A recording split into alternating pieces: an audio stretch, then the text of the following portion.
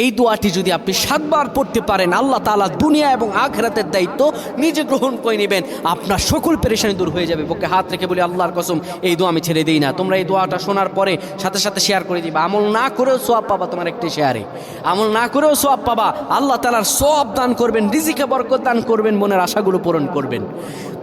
ও আমার প্রাণের ভাইয়েরা, বিশ্ব নবী মুহাম্মাদুর রাসূলুল্লাহ সাল্লাল্লাহু আলাইহি সাল্লাম বলেন, কোনো ব্যক্তি যদি এই দোয়াটা 7 বার পড়তে পারে, দোয়াটা হলো হাসবি আল্লাহু লা ইলাহা ইল্লাহু আলাইহি তাওয়াক্কালতু ওয়া হুয়া রাব্বুল আরশিল আযীম।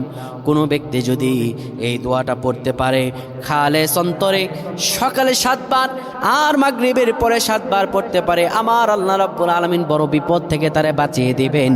তার দুনিয়া এবং আখিরাতের দায়িত্বগুলো আমার রাব্বুল আলামিন নিজে গ্রহণ করে নেবেন।